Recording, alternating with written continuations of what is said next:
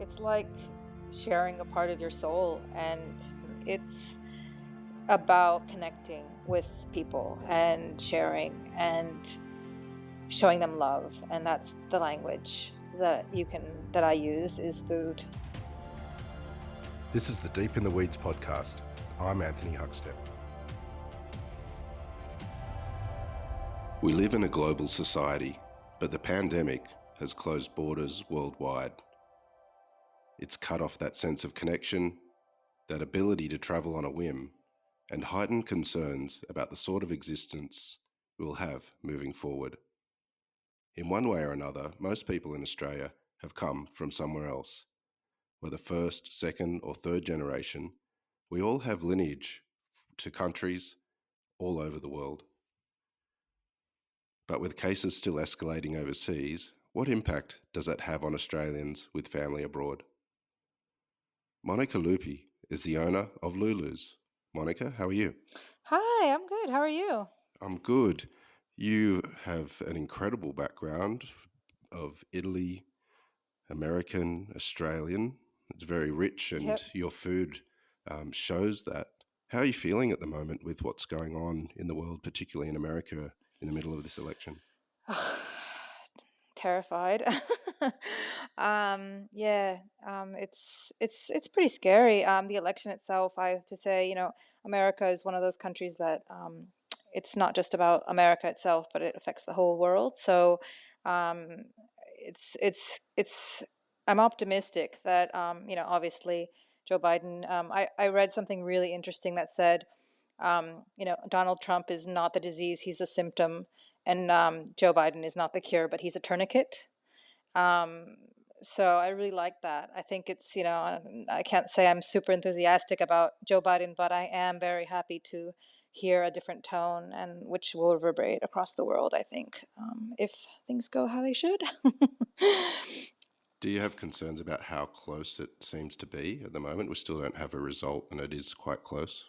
Yes, I'm concerned. I'm less concerned than I was last night. Obviously, until all is said and done, we can't trust anything that Trump does. He might decide to not accept the results, and he's famous in his whole career for having sued to exhaustion. That's the way he gets things done, is just keep suing until it's so we can't sit on even the result we're seeing now until he's gone. I think we'll be holding our breath. Well, 2020 is a year that none of us are going to forget very easily, given what's happening right now. But the pandemic has obviously had a monumental impact on everyone around the globe. You made a name for yourself with doing incredible pop-ups all over Sydney, whether it was tamales or Italian with Lulu's. What sort of impact has this time had on what you do? Well, you have to be so careful. And, the main thing that I've had, as far as my pop-ups, the main thing that I've had in my mind is safety and making sure people feel safe. And, at first, obviously, it was very clear that everything would stop. But unlike restaurants that are operating and they have, it's very, very hard for them. And I wouldn't want to be somebody that owns a restaurant right now. I can't even imagine. So on one side, I'm lucky because I can just pull back and say, well, I'm not going to do anything for a while. On the other side, I feel the guidance for kind of one-off events is not clear, really. And so I've just decided to take a break from it because, like, luckily I can take a break from putting myself in that situation. That restaurants don't have that luxury. They're kind of like they have to push forward or else they're not gonna survive.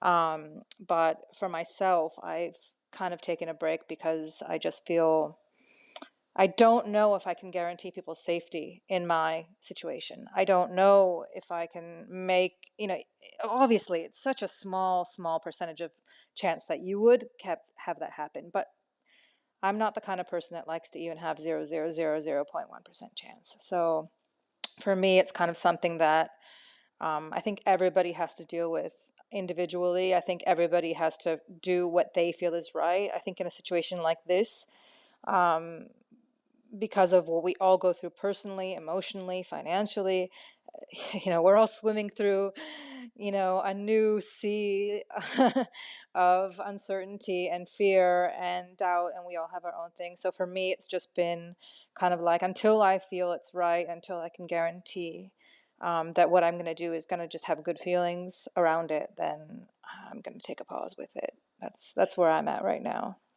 Something you have done during this time is release some products that people can buy in retail, and one of them is like Lulu's Remedy, that incredible chili oil that you do. Can you tell us about this sort of pivot that you did and the products that you put out there and what the response has been? Well, you've got me smiling now, Huck, because it's just been such a strange and wonderful thing. And, I think one of the, if we can look at a bright spot in this very difficult and dark time, and we always need to, without obviously ignoring the difficulties that so many people have around the world and here as well. But if we don't look at bright spots, I think, it's going to be even more difficult. And I've just noted so many other business, so many, the way that, and we can go talk about this more, I think, as a follow up, but the way that small businesses have banded together and have pivoted has just been so amazing. And I have been so lucky.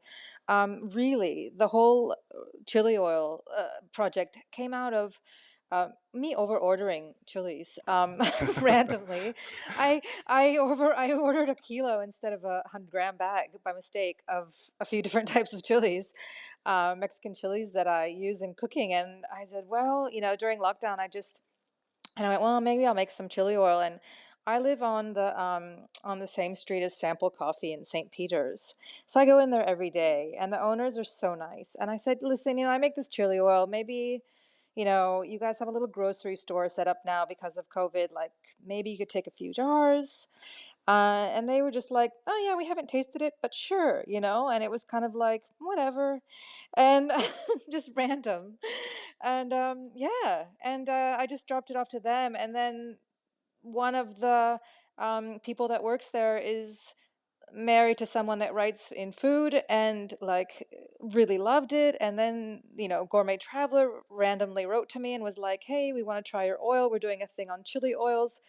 And they loved it. And, it's just like, the most amazing thing. I mean, now I feel so happy and I'm actually surviving on making it, and it's plus JobKeeper, thank you JobKeeper, but I'm doing well with it and it's almost as if through COVID I found something that I just love to do, that people really enjoy, that seems to be understood and received well. And yeah, it's almost like you push so hard for so many different things and they're so hard. And then all of a sudden this thing comes along and it's easy. And you're going, oh, what the heck why did I struggle for so many years and lose all sorts of money and like make it so hard on myself when really like the simplest thing, sometimes they just happen and it feels like spontaneous and amazing, So, um, I'm now selling to like, about 10 different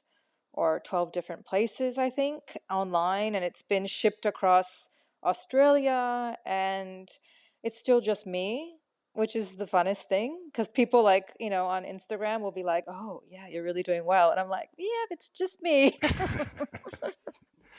I sometimes use the plural on Instagram to make it look like we're some sort of real company, but it's actually just me. Well, I don't want to give away your secrets or anything, but it is an extraordinary chili oil. What makes a good chili oil? I think for me, it's versatile. Like I hope I don't sound like I'm showing off, but what I've really got, I mean, it's a fluke. Like it's a complete fluke. So I can say it's good because I feel like I'm not responsible for making it. Um, it's like some other weird thing that happened. So I think the fact that it's versatile, like it does go with a lot of different cuisines people like. And then just the different types of chilies. So I use 4 different types of chili in it, and like what's great about chilies I think is not all of them bring heat so much, but like some of them bring more depth of flavor or like a fruitiness or like an umami. And so the mix of the chilies I think is really what makes it tasty more than just hot. And then lots of garlic and lots of salt. which is my Italian side. You made a name for yourself making tamales and all sorts of things across Sydney, but why tamales? Could you tell us, you know, where that started and what makes a great tamale? Yeah, and I hope I don't sound like I go off topic on every question you ask me. But I didn't see them around, and I think they're just a great food because they're portable. And for those of you who don't know what it is, it's like a steamed parcel, like you would have, I guess, Mexican version of what could be a dumpling, I guess, in a certain way, or, and inside there's a corn and meat or vegetable, and then I used to top it with all sorts of pickles and things like that. Um, and I just thought it was a really good food to be portable, and that and it's pretty durable. Like it maintains its flavor through time. And when you're cooking for in commercial kitchen or for a pop up, or you have to sell across a day, you don't want something that is gonna take a really long time to get ready at the moment. You need something that can sit there sort of ready and still be good when it's ready to serve. So it had a lot of qualities that I felt would work really well, and it's so tasty and a good drinking food. Um, but yeah, I switched over to Italian food, just because as I was going on and on, doing the tamales, I felt, we've talked a lot about cultural appropriation lately. It's a big topic in food, and you know, again, everybody has that line of what they feel comfortable cooking, and I'm not saying I can't make tamales, but I just slowly started feeling like more and more like it wasn't me. I don't know if that makes sense, but I just thinking and taking in what people were talking about online, and I just thought a lot of that stuff kind of started resonating with me. And as I became kind of more and more, not that I was super known, but like as I became more and more known as that tamale person and started teaching classes on how to make them and things like that, I just started like little flags started going off inside my mind, and I just started feeling like if I'm really gonna be doing something that maybe I become a tiny bit more known for and that I'm sharing with people, I felt like I needed to move back to my actual identity, my childhood, the things I really grew up eating. Even though I did eat, a lot of Mexican food when I lived in California, growing up there, there's something that started feeling a bit off for me. Um, and I just go, yeah, well, I don't want to be doing this anymore. And that's kind of why I stopped doing it. They're tasty, they're good, but I think everybody now is questioning what it means to cook a certain cuisine, what it means to cook, and how good is it when you cook from your soul, that really food is yours. And I just felt like I needed to do that. So, hope that's not too off topic for your tamale question, but it's something I really care about right now, and I wanted to talk about. So, yeah. Well, you headed down the Italian path. Can you tell us about your upbringing and what food meant in that environment? Oh, everything, Huck. Food means everything, and it has meant everything for us. Growing up, it was such a huge thing. I mean, I'm lucky in that my whole family really loves food.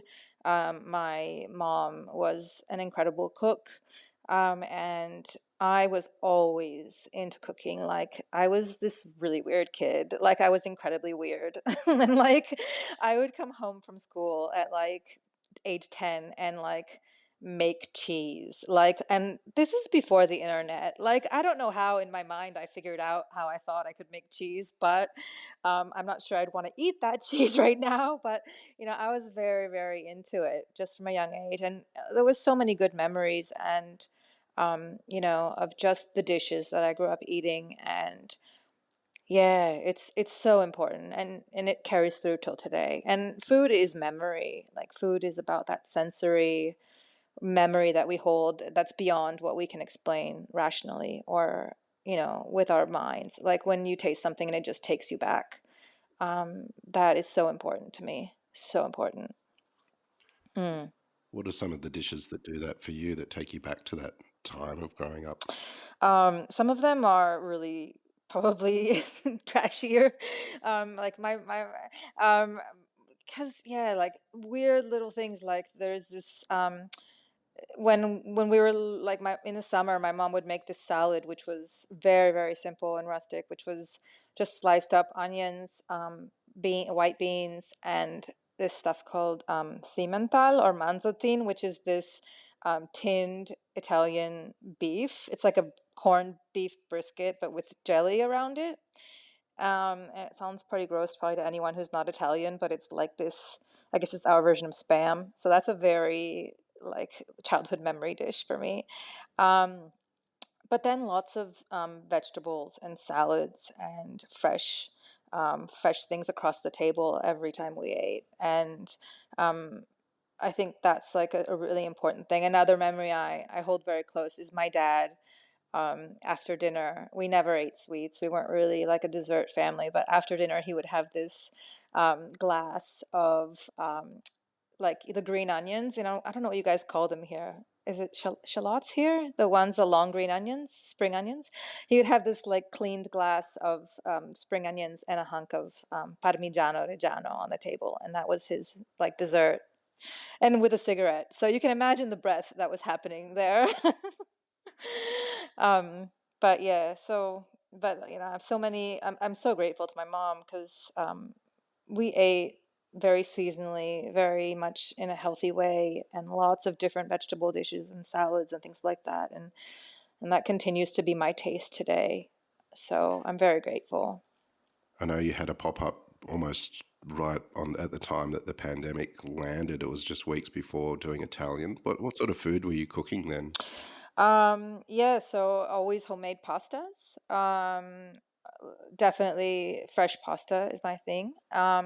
And what I like to do is talk to my producers that I work with, the people I source my produce from, see what's good and go on that. So my favorite producer for vegetables is the Veggie Box, Shane. He's an amazing guy.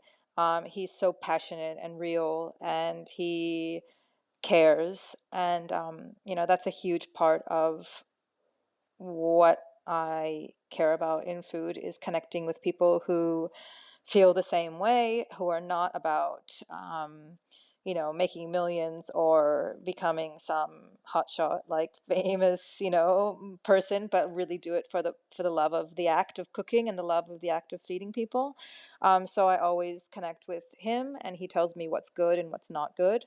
And so I do a few vegetable dishes, always like a cooked one and a raw one. So I remember very clearly that there was zucchini flowers at the time, with the baby zucchinis. So I made a salad with those and some potatoes and fresh tomatoes. There was very good tomatoes back then, radishes, things like that. So to me, it's about making a few really nice vegetable dishes simply dressed. And I'm terrible at dessert, so I did serve gelato for dessert. Very much into Mappo gelato. He's another one. He's another one of those people. Mappo in Newtown. If you haven't gone, you have to go. He's a wonderful human being. He cares about the same things that I care about, which is, you know, being sustainable, being honest, being transparent in your food, and sharing love with your food. And he makes an amazing vegan gelato that just tastes incredible. So that was good because I love to be able to serve vegans. That's definitely something I care about, even though I eat meat. Yeah, so it was fun. It was really fun. You weren't always in the food industry. You actually left the corporate world to head into food. Can you tell us about that period of time and why you made that shift? Sure. So I actually worked in restaurants in my 20s, just as like a line cook and like a sandwich cook, things like that, very basic stuff. I loved it. In my mind, I just didn't think. I don't know if it was because, probably because I was still finding who I was and emotionally, like, just had a lot of like, you know, issues growing up, mental health issues, things like that. I just didn't have the confidence to say, like, this is what I want to do. So I worked in nonprofit corporate, not horrible, evil corporate, but nonprofit corporate for many years. When my mom passed away in 2010. And I think if there's anything that losing a parent does. It reminds you how short life is. Or I hope that in the horribleness of losing a parent too young, one of the things you get out of it is it's a blessing to see, oh, damn, that person, if they could have lived one more day, they probably would have, they would have paid to live one more day. So you realize that you have to do what you love. That's it. It gives you that courage. um, so when moved to Australia, that one of the main things I did that year when she passed away was decide to leave Italy and move to Australia. And in my mind, I said, "Well, this is it. I'm going to do food. It's what I want." And so basically, I had to wait 4 more years after I did that, made that decision, because I had to get sponsored, be able to stay in Australia, get my permanent residency, and then be able to resign. So I did 4 more years of that, which was really a struggle because I was commuting back and forth to WA, and working from home, and then working 1 week a month in WA. So it was tough. But but yeah, so then I got very lucky because through my nonprofit work, I got connected to Oz Harvest. And they, at the time before COVID, did a program called Cooking for a Cause. And I met Ronnie, and she was like, "Well, what do you want to do?" And I said, "Cook." And so I got very lucky in that the Ronnie and then the head chef Trav, I cooked a big lunch for the whole team at the office there one day. I think that was my baptism by fire. And so they could tell that I could sort of cook, for a big number of people, and that I kind of knew what I was doing a little bit. And then they gave me a chance, and they said, "Come on," and then I became a teacher there slowly. And then that gave me the confidence to go, okay. So if it wasn't for them, that was my foray into going back into the kitchen. Yeah. You've been involved with Oz Harvest ever since. What's it been like this year working with Oz Harvest and seeing the impact of the pandemic on different people? Oh God, I mean, it's so hard. Like you really see the need for a place like Oz Harvest through this. So many people struggling to get food. They've really pivoted and filled the need. Obviously our cooking classes stopped, but we basically transitioned into becoming like a full-time production kitchen for feeding people in need. So we went from teaching classes to making, I think we have over, I think I'll say they because I've been there sporadically. I'm not a full-time person there, so I don't want to take the credit, but they've made, I think, over 100,000 meals. And it's just the group there is so wonderful. I can't say enough about the corporate culture there, the support, the understanding. Everybody that's gone through this past year has struggled, and emotionally, mentally, mental health. I can't say that, I can't believe anyone would say that they're doing just great. All of us have been living in fear and uncertainty. So the fact that, an organization like that is just incredibly supportive of the people that work for them. And it's just been great to see how, um, you know, Oz Harvest has been able to go straight from one way of helping people to another, anything from making hampers to making sure people are fed to taking the food truck out in community. And yeah, and making sure we all feel very safe being there, throughout even the hardest bits. So yeah, it's been amazing to see the resilience, and very difficult to see the need, that's out there right now as well. Mm. You have friends and family in Italy. What's it been like being so far from them, and what impact has the pandemic had on them?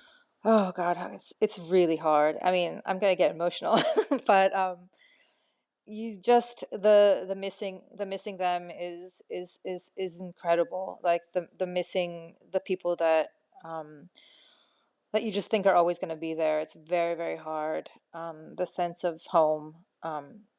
Obviously, Australia is my home, but we have no idea. We're so incredibly lucky here in Australia, and we're very lucky in how as much as I have a lot to criticize about this government, like a lot, I still think, the way that it's been handled has been relatively good with, everything that's gone on. We've been kept safe. And, the idea that, in Italy now, there's, more than 10,000 cases a day. And I talk to my friends and they're still living their lives going out. They're still going out and having to go to work and living their lives. When we think here, when it was at 20 cases in New South Wales a day, we were like, oh, are we going to another lockdown? So the amount of trauma that has gone on there, I just, it's hard. And I think it probably makes me a bit more careful here because I'm feeling in a way, I guess through the empathy that you have with the people you care about, you're feeling the fear that they're feeling as well. So I think probably it's made me be much more cautious here, much more careful, much more worried, because you carry the worry of the people you care about as well. And, they're going into a winter now. I just don't know. And the Italian economy is so bad already. Very scared for them. Yeah. And in the US as well. And, the US, I have a lot of friends there. I lived there for a long time. It's so bad. All I can keep feeling is gratitude for being here as at the same time of wishing you could travel, wishing you could, I'm not above those petty little things that seem so small when you think about how other people are suffering. I'm not above saying, wish I could go somewhere or, have fun or whatever, but they're really, really doing it tough. So we're incredibly lucky. We are. Mm. How have you felt during this time? Has the events of this year changed you? Oh, for sure. I think if somebody says that it hasn't changed them, then they're either a psychopath or lying. Um, on one side, I think we all are going to realize how it's affected us after it's over, whenever that is, because this is a massive trauma the whole world has gone through.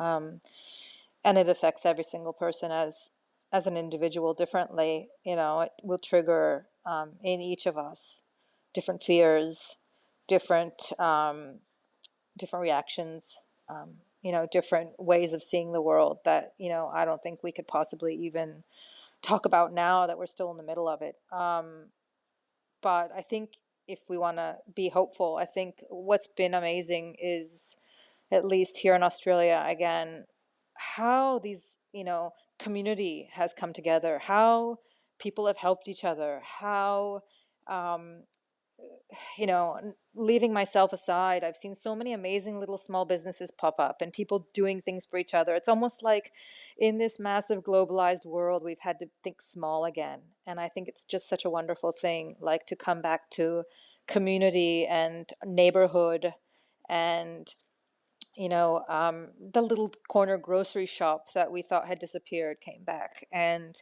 making things at home has come back, and feeding each other a hot meal, and making, another great person is, do you know Megafauna Food?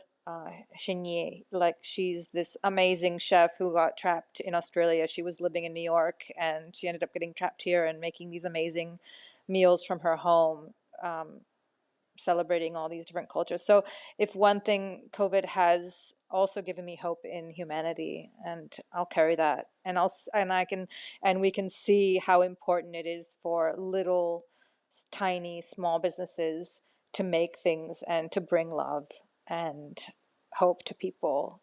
And at the end of the day, big companies like Qantas and Woolies can't do much for us, but like the corner store, that's barely making it themselves, helping out by putting small products on their shelves, is what has actually taken us through this. Um, it's proof, right, that what we need is to hold on to each other, and for small, that the small guy, the little guy, is really what's going to carry us through. Like if the world is going to end, like we're going to survive by, going back to our little tribes and our little families, and holding on to each other like that. We don't need the big guys. It's been a tough year, but you've had some unexpected successes with the with the chili oil. What's the future for Lulu's? How do you see the next year playing out? Well, I'm definitely continuing to make it. One thing, obviously, I think one thing that we have to question is why we do things. And for myself, through like all the pop-ups and all the different, paths I've taken, I think, and through COVID, I think the thing is you have to ask yourself why you do what you do. And I'm sure you've done that too, Huck. And I think everyone's had to question why they do it, the things they do and what's important. And so for me, I realize it's about maintaining a balance. I'm not about making Lulu's like this big thing that like, oh, I want to grow as much as I can, or like hire a bunch of people and just make like shitloads of oil and like go crazy and try to get into the IGA or whatever, which, like, tip of the hat to whoever can do that, but that's not who I am. So for me, will always be as much as I can handle and manage, maintaining a balance of my life and being able to survive financially, just on that line without having to be, making that much money, and always keeping it in.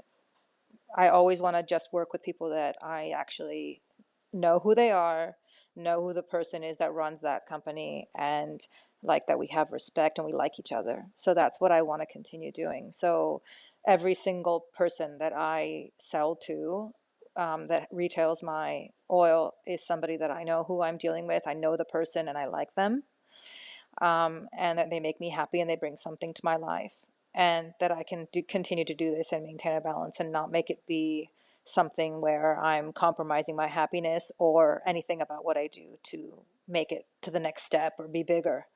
That's where I want to be. I don't want to go anywhere. I just want to be happy. And like, if people ask me and I don't have it and I've run out that week, then that's fine, and that's where I want to be. Yeah. You're renowned for your generosity and, if anything, overfeeding people and being so generous with your hospitality. How does cooking for people make you feel? Oh, it's like sharing a part of your soul and your heart. I know that sounds so corny, but I don't care because it's the end of times. We must be corny. We can. I'm like the least cool person on the planet. I'm just like, I'm earnest, I'm a dork, and I'm truthful. Like that's all. Like it just makes me incredibly happy. And it's probably made me a terrible businesswoman. But that's okay. It's about connecting with people and sharing and showing them love, and that's the language that I use is food.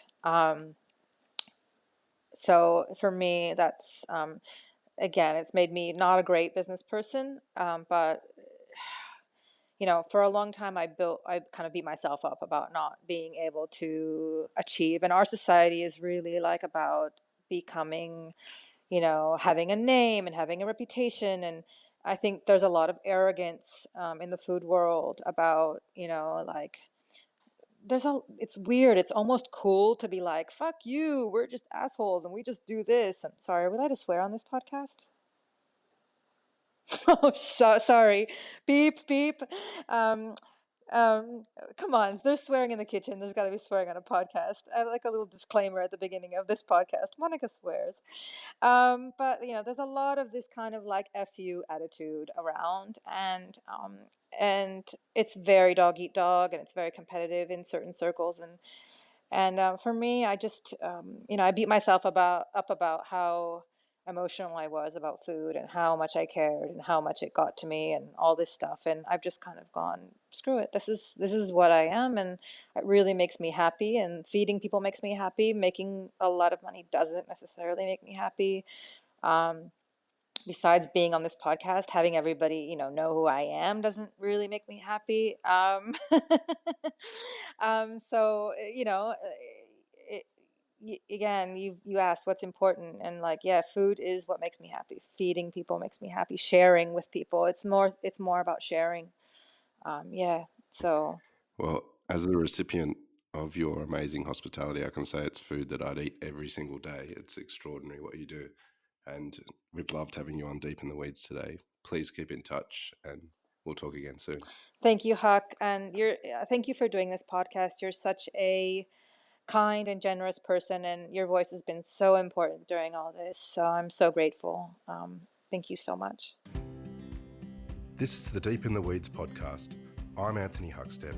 Stay tuned as we share the stories of Australia's hospo community, suppliers and producers in search of hope during this pandemic. Special thanks to executive producer Rob Locke for making this all happen. Follow us on Instagram at Deep in the Weeds Podcast or email us at podcast@deepintheweeds.com.au. Stay safe and be well.